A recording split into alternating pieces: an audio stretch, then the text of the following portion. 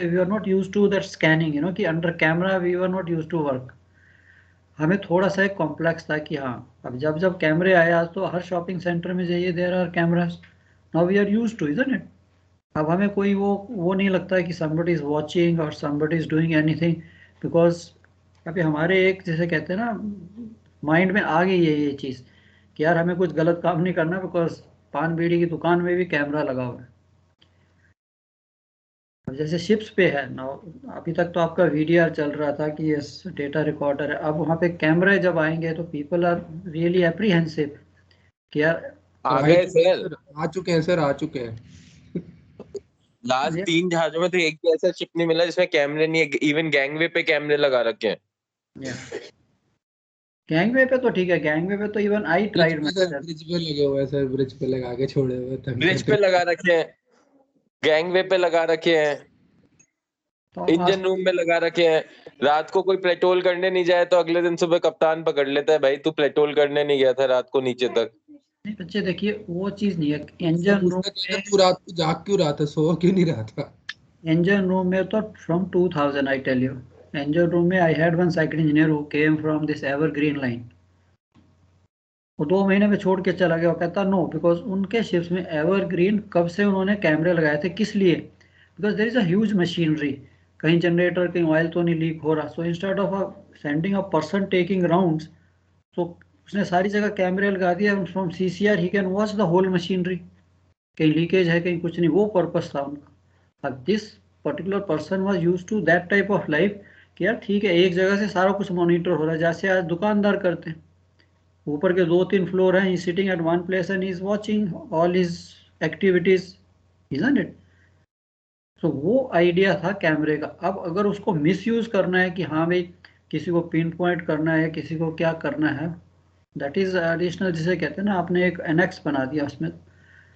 So basically even on the bridge पे कैमरे का है कि आस्ते आस्ते we will get used to. आज तक नहीं थे, चलो आप तो फिर हो जाओगे। तो सर, हमें थोड़ी सी, सर आपने वो सर्कुलर पढ़ा है, उसमें कुछ वो लिखा था, अगर बाय चांस पावर कट हो जाए या कुछ हो जाए तो उसका रेमेडिएशन कैसे है, वो नहीं पढ़ा सर? एनेक्स मतलब था उसमें कुछ, वो पढ़ा नहीं था उसमें बच्चे उसमें, था देखो कुछ? सिंपल होगा कि yes, when you are opting for that type of thing कि I want to go for online, so आपको एक तो अपना सिस्टम, सो नेचुरली आपको सिस्टम जो है बैकअप रखना पड़ेगा। अब आज अगर पावर कट होता भी, I think every home you have a inverter.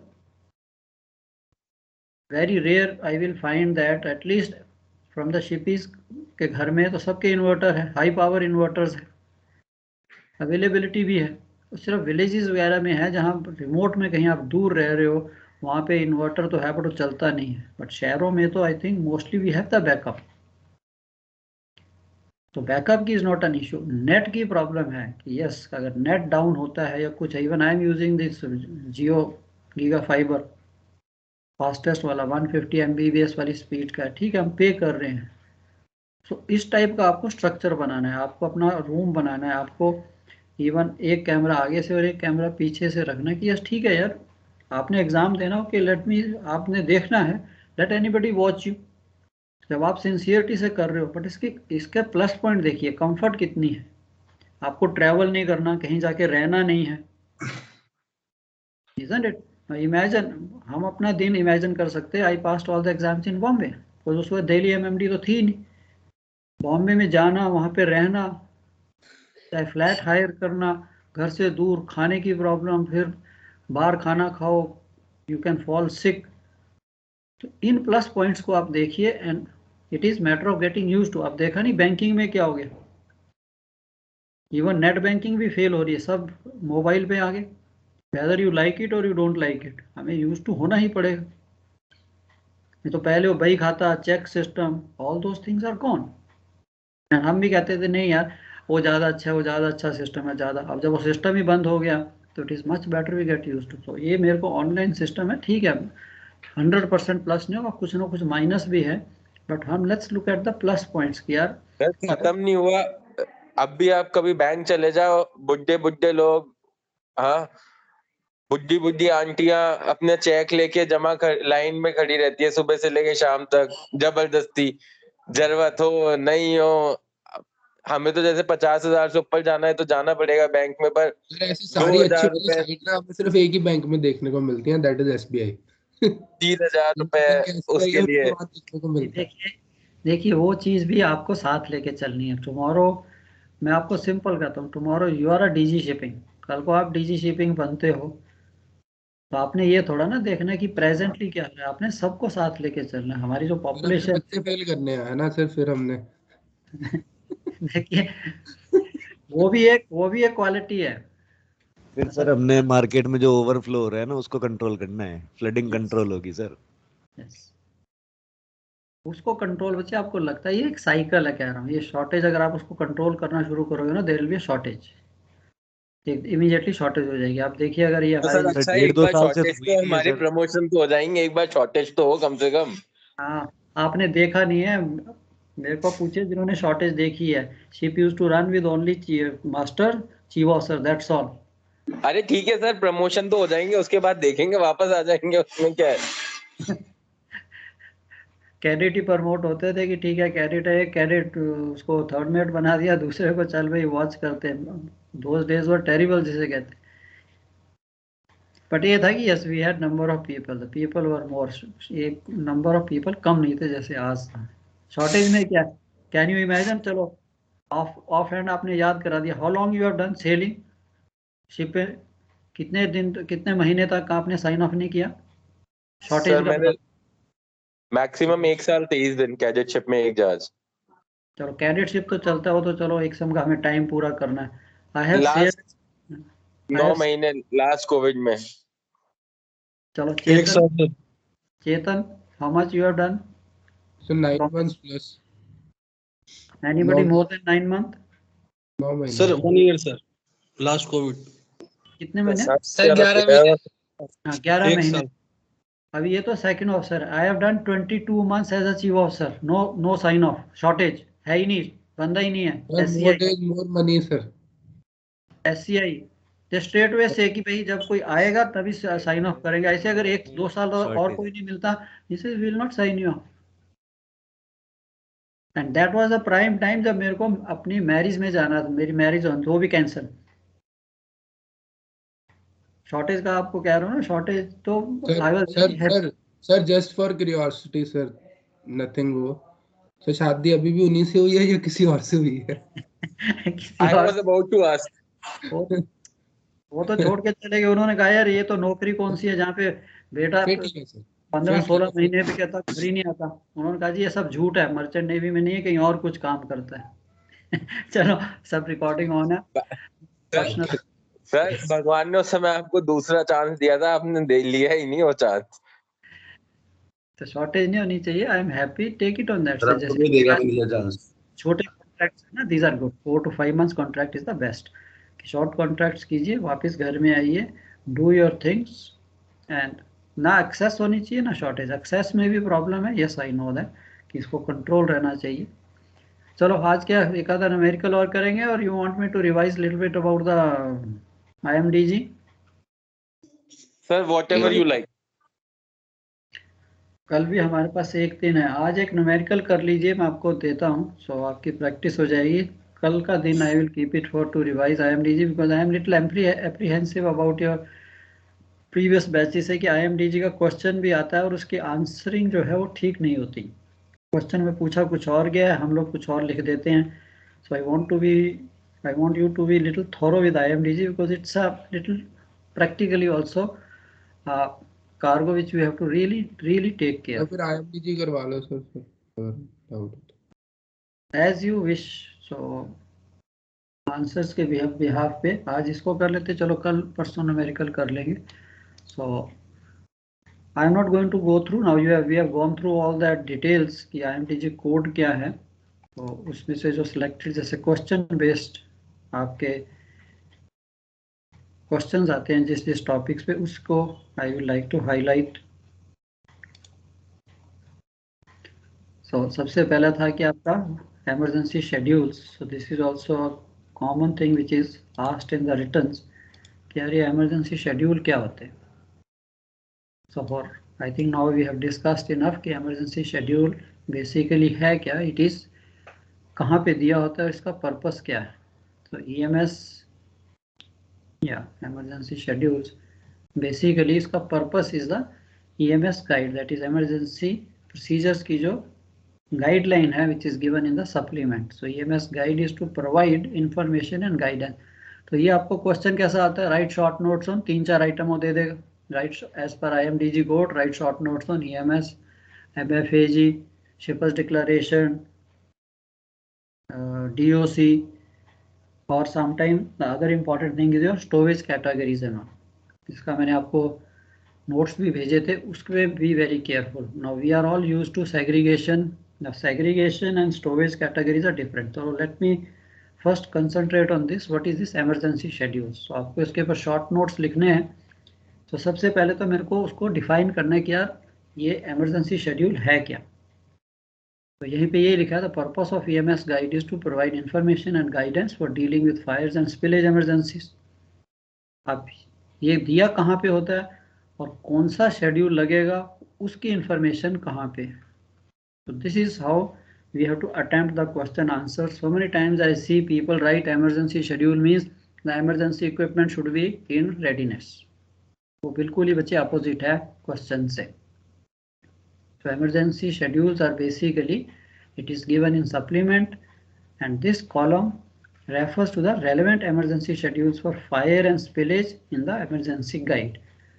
To understand, once again, in case the spillage or the fire takes place with DG cargo, how I am going to react, how I am going to fight that thing, उसको मैं कैसे handle करूंगा, this is what is given. And then you can write these emergency schedules. There are 10 fire and 26 spillage schedules. अब इसकी information कहाँ से मिलेगी, कौन से कार्गो को. Now we know all the cargos are classified as per UN number. Now we go as per the UN number and enter this EMS guide in supplement. And उससे पहले DGL जो है हमारा dangerous goods list का column 15. So the information for particular UN number, particular cargo के लिए कौन सा schedule applicable है, that is given in column 15 of the DGL, which is given in volume 2. अब इसमें फर्स्ट कोड है, हमने देखा है FA या FB या FC, that is a fire schedule.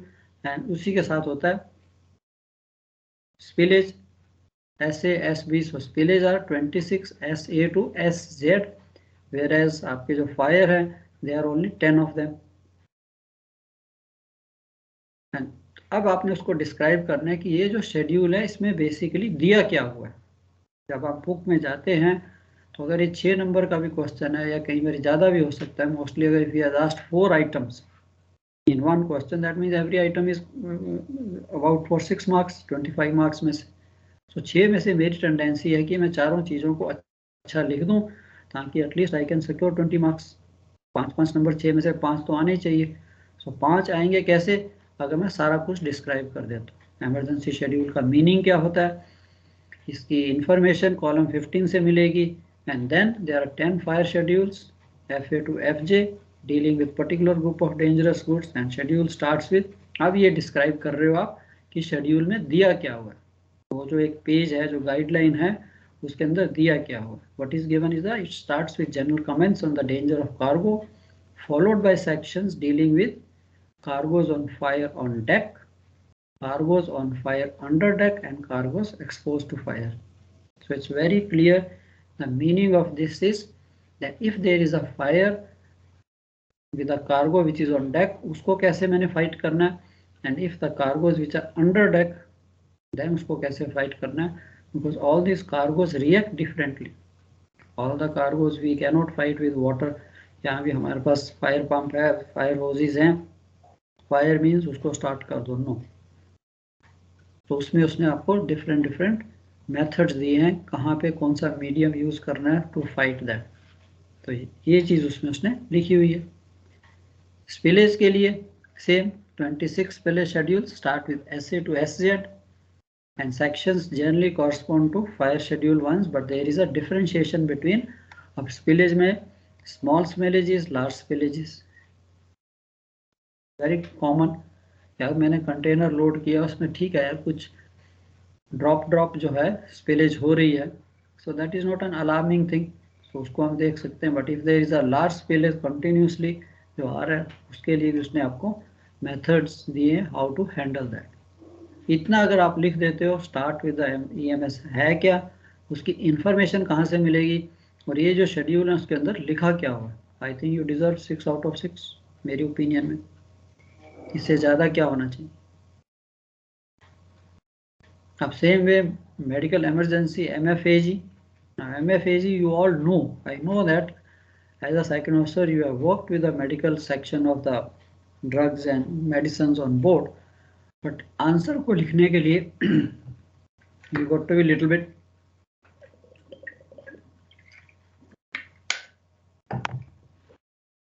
okay, this is again what is given in this supplement as MFAG guide, medical first aid guide में इसका layout कैसे, how I will enter, how will I look into this.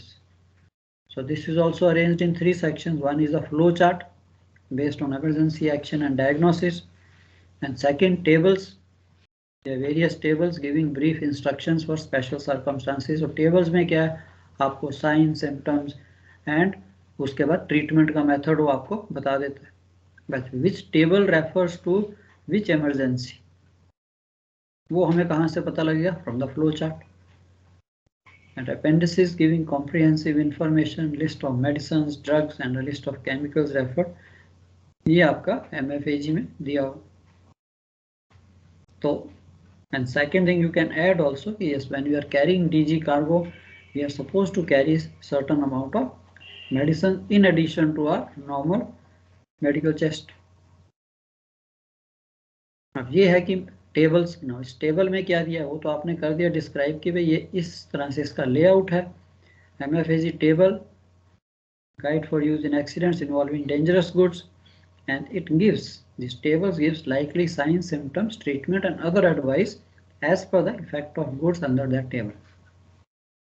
It suggests treatment in case of skin, eye contact, inhalation, indigestion, किसी ने कोई chemical P लिया है या कुछ है उसको हमने कैसे ट्रीट करना है. So यहाँ पे आपकी लैंग्वेज जो है, it should convey correct meaning, and I don't think आपको कुछ ज़्यादा इसमें प्रॉब्लम आएगी, याद करने की कोई फॉर्मूला तो है नहीं. Simply how you express. So first define these things, how the layout, and उस layout के अंदर tables के अंदर क्या क्या दिया हुआ है. Segregation also.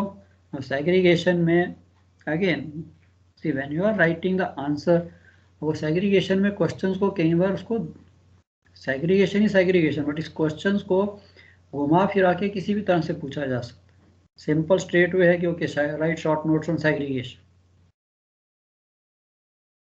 या फिर उसको पूछ सकता है कि as per IMDG code what are the various segregation terms. कई बार ये पार्ट बी 12 नंबर का क्वेश्चन आ जाता है, as per IMDG code what are the various segregation terms used, explain with sketch. वहां पे क्लियर है. तो जब ये क्वेश्चन सेग्रीगेशन पे आया, चाहे वो 6 नंबर का है चाहे वो 12 नंबर का है, तो यहाँ पे भी मैंने वही करना है कि सबसे पहले I will like to explain कि what do I understand by segregation of dangerous goods. 4 लाइनों में वो आप एक्सप्लेन कीजिए कि dangerous goods belonging to different classes can not be stored together. Why?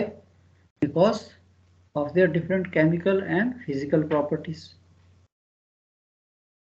So they have to be segregated because of their reaction. And उनकी जो segregation है, segregation meaning how far they are to be kept. They are not to be kept together in the same compartment. So how far they are to be kept, that again depends on the properties of the individual cargo. Some cargos may be very reactive. अगर mix हुए, so there can be explosion, there can be a fire. Certain other cargos if they mix, हो सकता है danger ज़्यादा ना हो, तो उनको ज़्यादा distance की जरूरत नहीं. तो यही चीज़ आपने segregation में, please do not start your answer straight way. मैंने देखा है सेग्रीगेशन लिखा तो आप स्ट्रेट वे पहला स्केच बनाना शुरू कर देते हो अवे फ्रॉम, क्योंकि हमने वो रटा हुआ है कि हाँ जी ठीक है वो होल्ड बना दीजिए, उसमें बना दीजिए. सो वो एग्जामिनर को थोड़ा सा इरिटेट कर सकता है कि यार इसको मैंने सेग्रीगेशन पूछा है, ना इसने एक्सप्लेन किया सेग्रीगेशन होती क्या है, ना इसने एक्सप्लेन किया कि सेग्रीगेशन कितने डिस्टेंसेस पे कौन सा कार्गो कितने पे रखना है, कहाँ से मिलेगा. तो ये तो मैंने एक्सप्लेन कर दिया कि this is what segregation is. Such segregation is obtained by maintaining certain distances. अब ये जो certain distances है इसकी इंफॉर्मेशन कहाँ से मिलेगी? Anybody?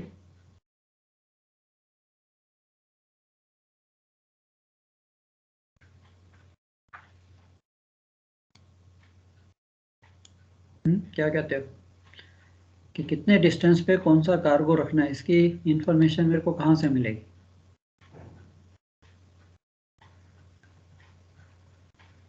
So document of compliance table से सेग्रीगेशन टेबल पे सर वो अलग अलग लिखे रहते हैं ना हर. Very good, yes, simple. अब आपने सेग्रीगेशन एक्सप्लेन कर दिया कि भाई non compatible goods can not be stored together because of their physical chemical properties and they are to be kept in certain distances.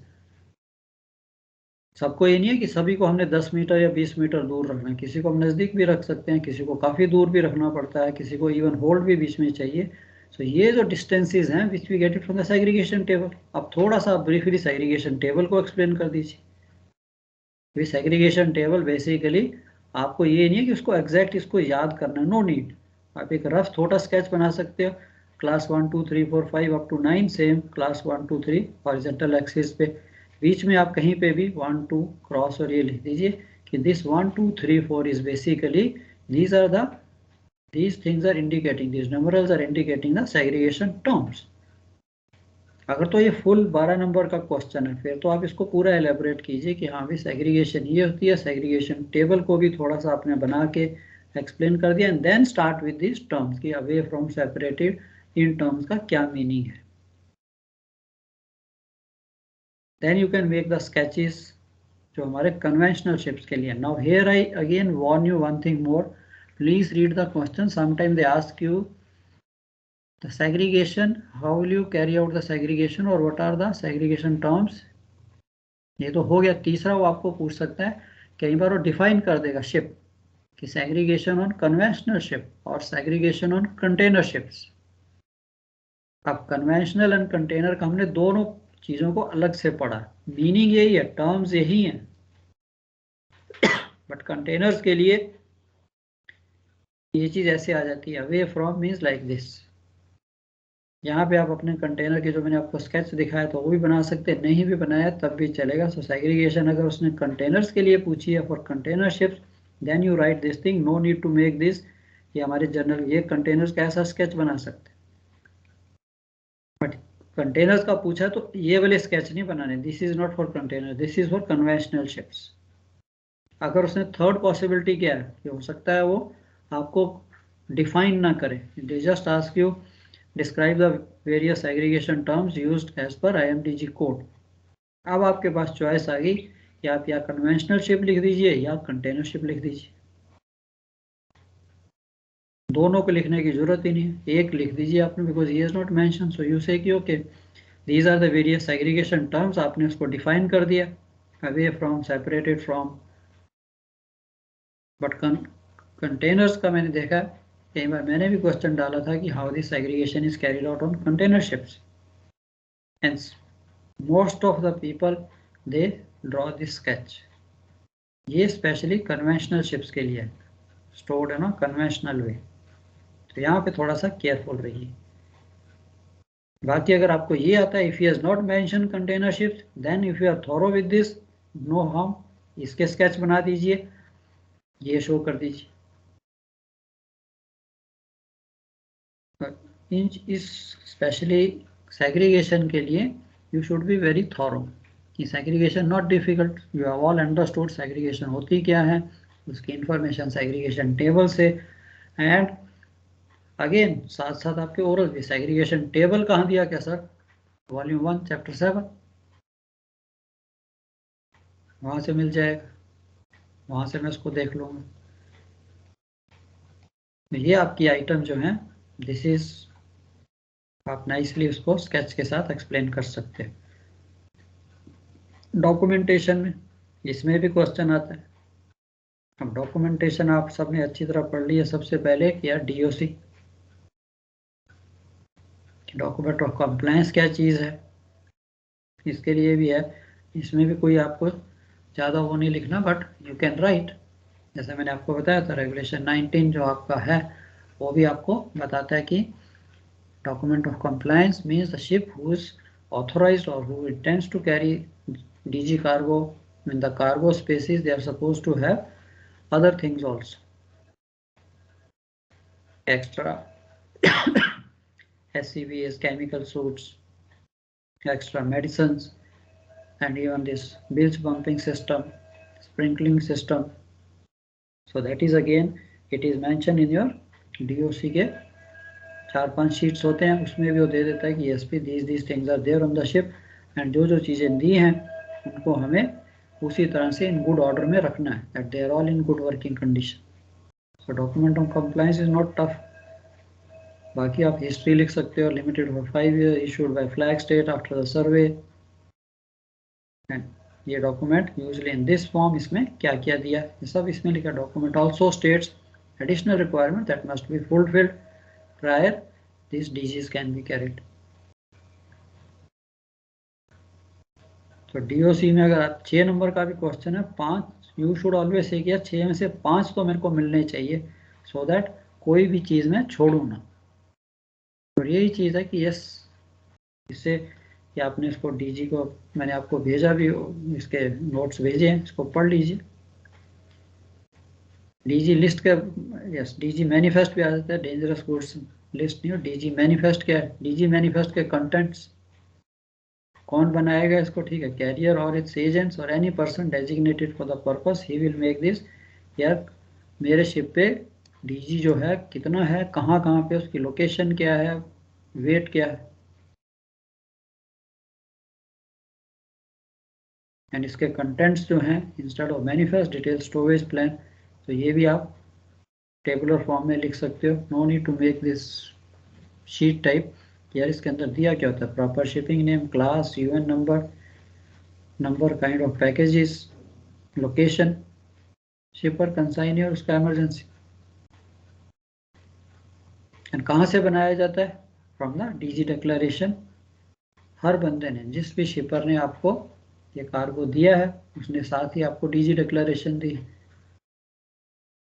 तो एजेंट के ऑफिस में जहाँ पे भी जो भी person who is designated, they keep on updating कि okay भाई ये कार्गो शिप पे लोड हो गया, ये लो जी, वो ऐड कर देगा. डेटा कहाँ से लेगा? DG डिक्लेरेशन से.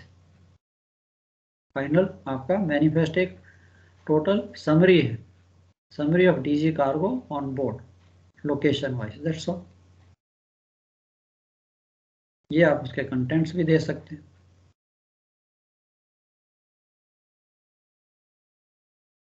अब next is dangerous goods declaration.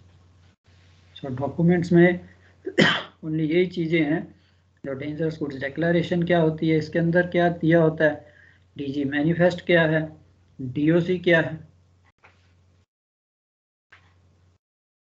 And dangerous goods की भी आपके पास मैंने कॉपीज भेजी हैं. यू कैन रीड दैट कि this should include the following details. आपने इतना लिख दिया तो दे नो कि ठीक है यार, you have gone through thing. They may not go through word by word, but as long as this is कि you have written the content, dangerous goods declaration है क्या, एंड उससे पहले आपने ये लिख दिया it's a sign statement, sign certificate.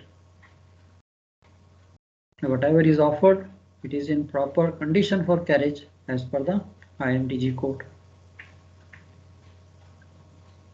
So please do not deviate. Question को थोड़ा सा पढ़िए. आप IMDG नहीं पढ़ना कि एज पर IMDG, उसके बाद IMDG कोड को एक्सप्लेन करने चलेगी, नहीं. ठीक है, as per IMDG code what is this, what is this, what is this, उसको मैं एक्सप्लेन करूँगा. सर आप वो कंटेनर्स का क्या कह रहे थे सर, स्टोरेज सेग्रीगेशन का, कंटेनर्स में क्या सेपरेट लिखना है सर, मतलब कह रहे थे ना आप अभी. या कंटेनर्स का अगर वो पूछता है कि yes how the segregation is carried out और what are the segregation terms वही रहेंगी, बट कंटेनर्स में अवे फ्रॉम का मीनिंग ये आ जाएगा, vertically fore and aft athwartship, vertically one on top of other permitted, fore and aft no restriction, athwartship no restriction. Means non compatible container जो है एक दूसरे के साथ आप रख सकते हैं if the term away from is applicable.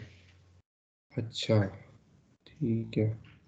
Conventional ship होगा तो वहाँ पे फिर वो बोल्ट का स्केच, 3 मीटर की डिस्टेंस, यहाँ पे देख लेते हैं कॉल्ड 3 मीटर का डिस्टेंस और 6 मीटर का और 12 मीटर का डिस्टेंस। यहाँ पे तो बॉक्सेस हैं कि भाई whether you permit the box of different classes एक दूसरे के ऊपर, इट इज परमिटेड।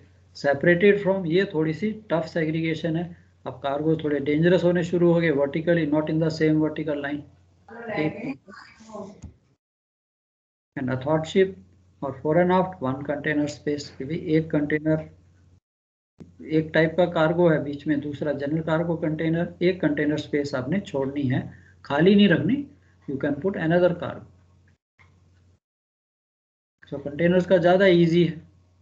आप उसको करने के लिए थोड़ा स्केच भी दिखा दीजिए कि fore and aft what you mean by one container space. ये देखिए, नो मीन्स कि यहाँ पे सेम दूसरा नॉन कंपैटिबल कंटेनर नहीं आना चाहिए, यहाँ नहीं आना चाहिए, यहाँ पे आना चाहिए। तो कंटेनर्स को उसने ज़्यादा इजी कर दिया, थोड़ा सा आप पढ़ लोगे। बट अगर उसने कुछ नहीं लिखा कि जस्ट सेग्रीगेशन, कि okay just sketch and describe the various aggregation terms, फिर अगर आपको ये अच्छी तरह आता है इसको बना दीजिए, क्योंकि उसने he has not mentioned, but if he mentions specially for containers, then go for that containers part. Otherwise you may be used to this away from, इसी को डिस्क्राइब कर दीजिए अगर कंटेनर वर्ड नहीं यूज हुआ। चलो ठीक है, good.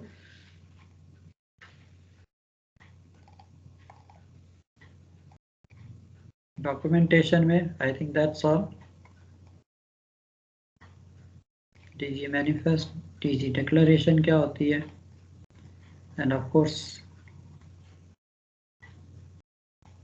emergency response information, updated dangerous goods list, storage plan, ये हम कर लेते। स्टोरेज के लिए of course you can write what all precautions while loading and all that. एक थोड़ा सा इसका पढ़ लेना, क्या कहते हैं उसे, magazines. Magazines, various types of magazines क्या होती हैं, एंड स्टोरेज कैटेगरीज थी। Any idea what are the various storage categories for class 1 and for class 2 to 9? The storage categories and segregation categories are different. Storage categories आपकी again for class 1 there are category 1 to category 5. तो उसको, this is a very easy question अगर आप देखें तो। I think मैंने ये notes आपको भेजे थे, please go through this. These are your storage categories for class 1। Dangerous goods of class 1 if they are to be stored, तो उनके लिए स्टोरेज कैटेगरी 1 2 3 4 5। अब ये 1 2 3 4 5 है क्या, कि अगर आपकी जो कॉलम 16A है DGL का, जहाँ पे वो स्टोरेज कैटेगरी कहता है, तो उसमें दो चीज़ें आ जाती है। कोई भी डेंजरस गुड्स अगर आपने कैरी करने हैं, अगर उनके ऊपर storage category 1 is applicable for class 1 के cargos, so there are two type of ships. One they call it cargo ships up to 12 passengers, other is passenger ships. So अगर cargo ship पे carry करना है, then on deck in closed cargo unit it is permitted. It is to be loaded on closed cargo unit. On deck, under deck also permitted. So similarly if you see certain categories like category 3 cargo ships पे it is permitted on deck in closed cargo unit or under deck. On deck, under deck permitted, prohibited passenger ships में prohibited हो। There are again they will tell you कि आपको DGL से पता लग जाएगा कि इसकी स्टोरेज कैटेगरी कौन सी है, this particular UN number, if the storage category 1 is applicable, ठीक है, पैसेंजर शिप पे भी लोड हो सकता है, on deck under deck, cargo ship पे भी on deck under deck I can load, but as per category. अब कैटेगरी 5 है, कार्गो शिप्स पे on deck only, under deck not permitted, and passenger ships पे prohibited, not allowed. And इसी के साथ आपका other than class 1 that is goods, dangerous goods of class 2 to 9, अगर दूसरी गुड्स हैं अदर देन क्लास 1, उनके लिए कैटेगरीज ABCDE, ये भी 5 है, ये भी कॉलम 16A में आपको लिख देगा। 16A and 16B storage category A, यहाँ पे भी वही मीनिंग है, on deck under deck permitted, passenger ship on deck under deck permitted. Category B also passenger ships only on deck. Category C cargo ship also only on deck and passenger ship also only on deck. Category D passenger ship not allowed. So इतना अगर आपने समझ लिया, I think आपके इस level तक this much is enough कि भाई कैटेगरीज की हैं, storage categories they are given in column 16A and class 1 के लिए 1 to 5 categories are applicable and 2 to 9 के लिए categories A B C D E. चलो, any question from your side?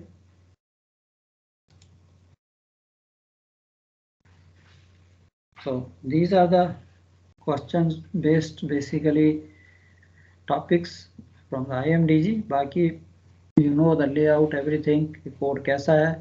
I think अगर आप काफ़ी मैंने डिटेल नोट्स हैं, इतना भी अगर आप पढ़ लोगे, if you can remember you can answer any question by the survey, चाहे oral हो चाहे written हो, nothing to worry.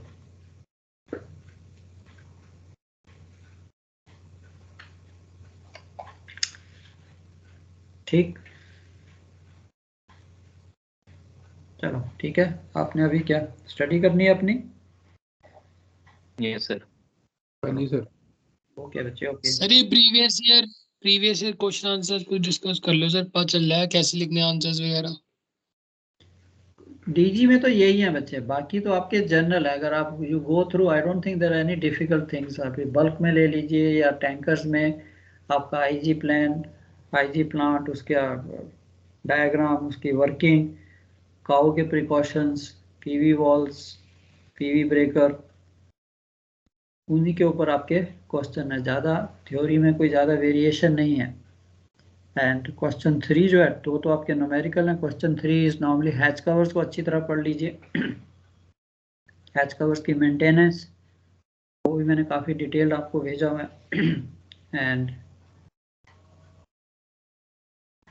इसका क्या कहते हैं, अच्छा hatch covers I think Gupta sir ने कराए होंगे. हैच कवर्स की what you call this water weather tightness के मेथड्स, उस पर क्वेश्चन आ जाता है. तो वो भी आपने देखा होगा कि यस, हैच कवर्स की weather tightness, how you check this hose testing and ultrasonics, chalk testing, lights, वो तो है. बट ये दो मेथड जो है उनके ऊपर एक है. एंड थोड़ा सा डॉक लेबर के बारे में, competent person, authorised person, responsible person, उसकी डेफिनेशन. ये क्वेश्चन 3 में पास्ट पेपर्स में यही क्वेश्चन इन्हीं के ऊपर आए हुए हैं. एंड हो सकता है हैच कवर्स के साथ उसका मेंटेनेंस, कॉस्ट इफेक्टिवनेस, कि अगर हम हैच कवर्स को अच्छी तरह से मेंटेन करते हैं, so naturally it is more advantageous to the ship owner as compare to the amount of money if he has to spend in the dry dock. अगर हम उसके मेंटेनेंस नहीं करते, होल होता है, स्टील डिटोरिएट होता है, कुछ भी है, सो हर चीज़ की, किसी भी चीज़ की, चाहे वो हैच कवर्स हैं, that's why we are put on the ship, that we maintain the ship regularly, ताकि कॉस्ट जो है उसको रिप्लेस या रिन्यू करने की या रिपेयर करने की कॉस्ट जो है दैट इज फैंटास्टिकली हाई. तो उसके ऊपर भी आप आंसर लिख सकते हो कि यस. एंड कार्गो स्पेसिस का आपने देख लिया कि yes, how cargo spaces, what important और what is the importance of maintaining the cargo spaces. Cargo damage, to avoid cargo damage.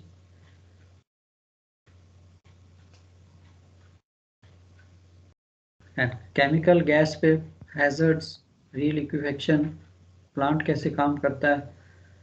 Mostly देखा है मैंने कि yes, you have the choice. तो एक क्वेश्चन आप उसको छोड़ भी सकते हो कि यार ठीक है, अगर मेरे को नहीं ज़्यादा नॉलेज है, मैंने वो शिप्स नहीं किए, तो you have the choice, no point wasting time. But उसके बाद थोड़ी बहुत नॉलेज तो आपको उसकी रखनी है, जो मैंने नोट्स में आपको लिखा होगा. बल्क में स्टेबिलिटी क्राइटेरिया जरूर पढ़िए ग्रेन के लिए.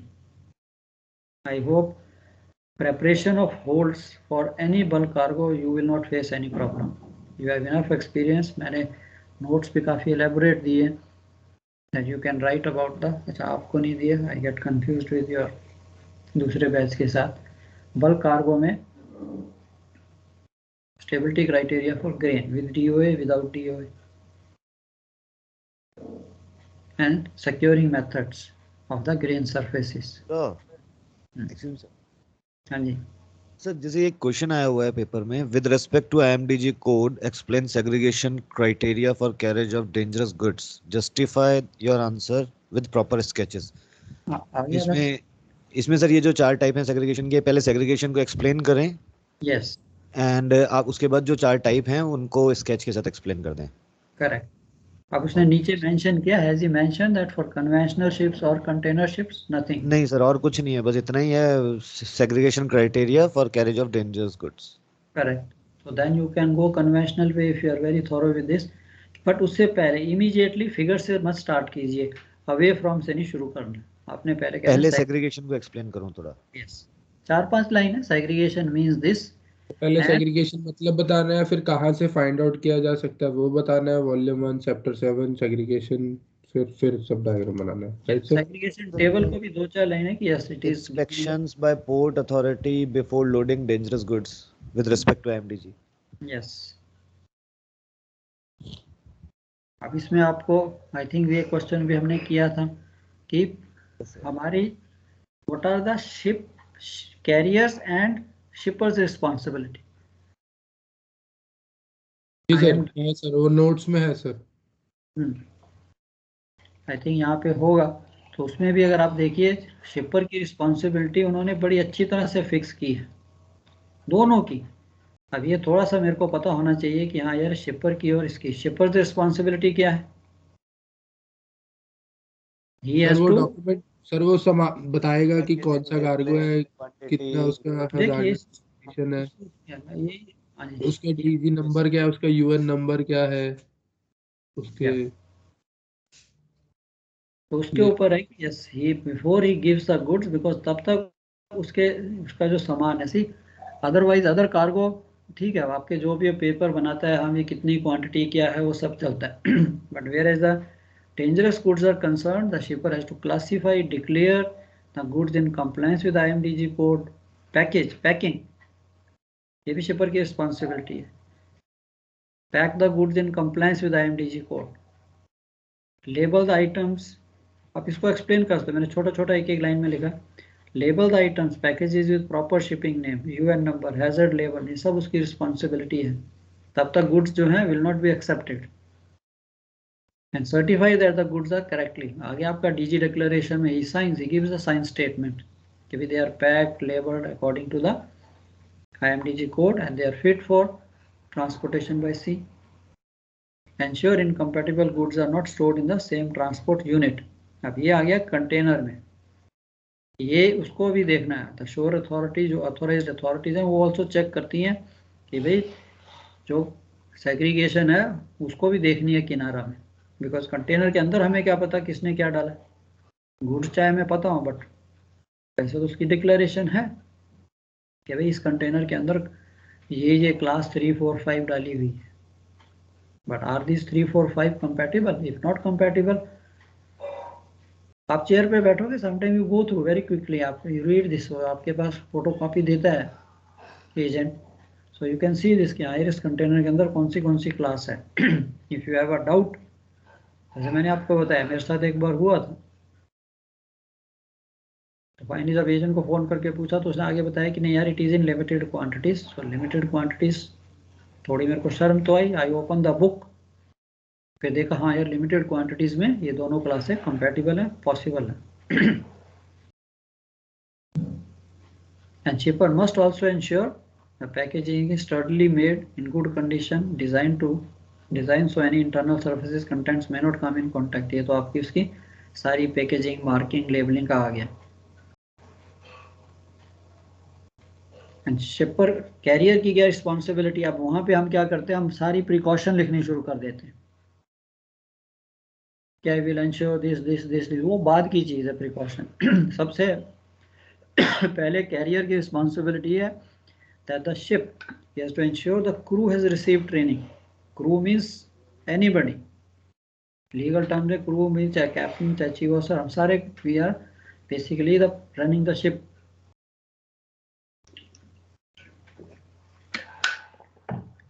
So whosoever is handling the dangerous cargo, they have received training. तो हमने तो ठीक है, जब आपने एग्जाम पास किया, पढ़ाई करके आपको टेस्ट किया गया, so you have received enough training, so we are trained. That's what they want. Undertake segregation of goods in compliance with IMDG code.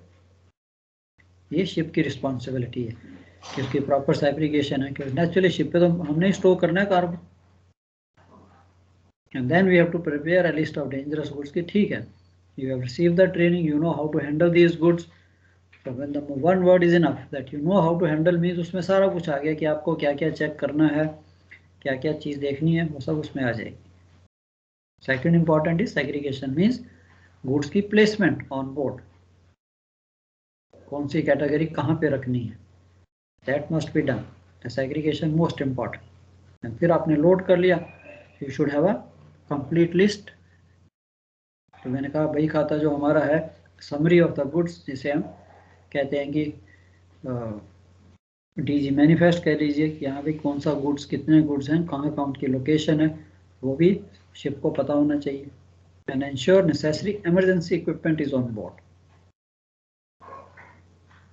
अब इसमें सारा कुछ आ गया कि यस एडिशनल जो मेडिसिन हैं वो भी रिक्वायर्ड हैं, एडिशनल आपके पास जो फायर फाइटिंग में जो डीओसी में लिखा है वो भी आपके पास है.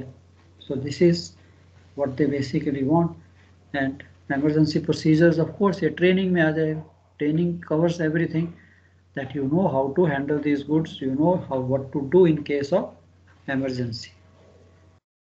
आप चाहे इस ट्रेनिंग वाले पॉइंट को यहाँ पे एलाबोरेट कर सकते हैं. The crew has received necessary training of how to handle, how to segregate the cargoes, what type of segregation required, and what additional equipment the ship's officer should know to be carried on board while carrying this. So इसी की elaboration है training की.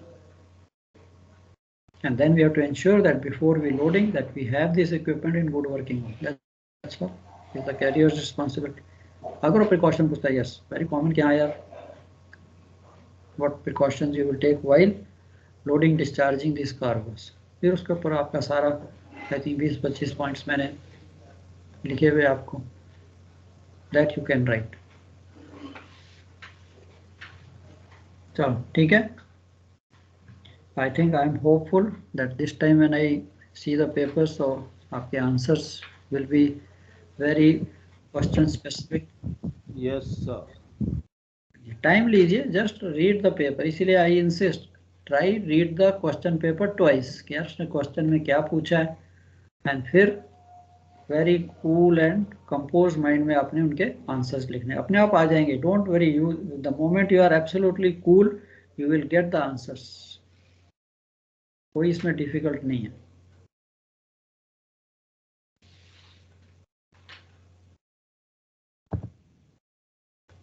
चलो ठीक है, कर लीजिए. 10 o'clock we will log out. Okay, sir.